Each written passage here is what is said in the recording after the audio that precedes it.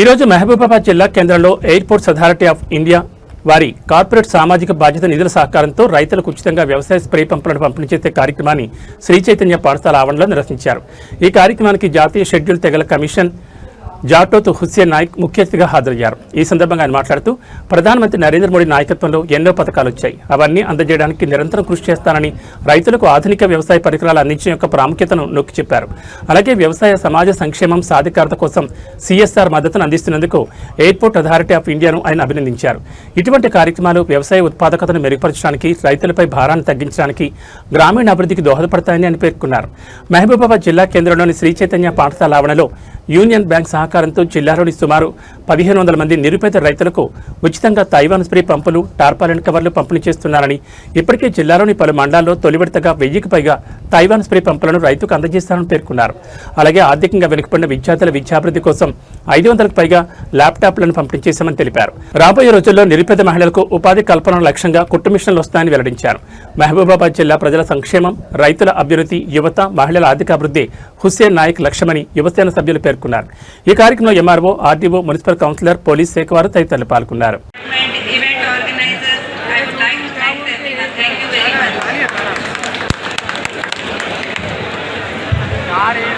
ఈ కార్యక్రమంలో హుస్సేన్ నాయక్ ఇక్కడ ఉన్నటువంటి ఆఫీసర్ చేతుల మీదుగా ఈ కార్యక్రమం కంటిన్యూ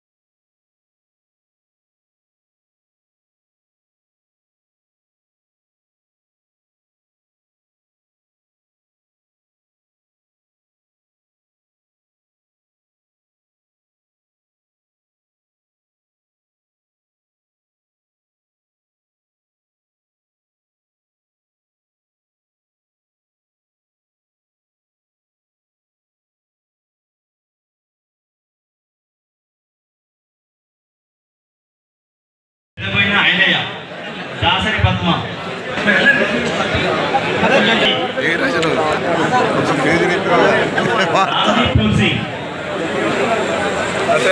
కనబడకుండా అదే వెరీ గుడ్ మంచి చేసినావు సురేంద్ర అన్న మాతాకి సురేంద్ర అన్న పేరు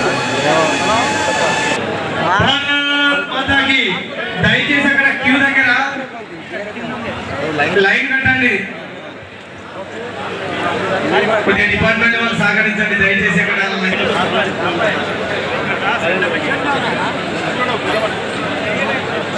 రైతులకు చెప్పండి లైన్ లో నిలబడమని. వాలంటీర్స్ మిత్రుల బృందం వచ్చారు, వారి చేతుల మీదుగా ఒక లబ్ధిదారునికి పంపాల్సింది.